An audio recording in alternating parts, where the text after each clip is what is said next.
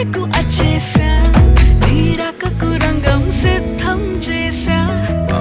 ఎందుకు పుట్టిందో పుట్టింది ఏమో నువ్వంటే ముచ్చట పుట్టింది పుడతాని నీ పిచ్చి పట్టి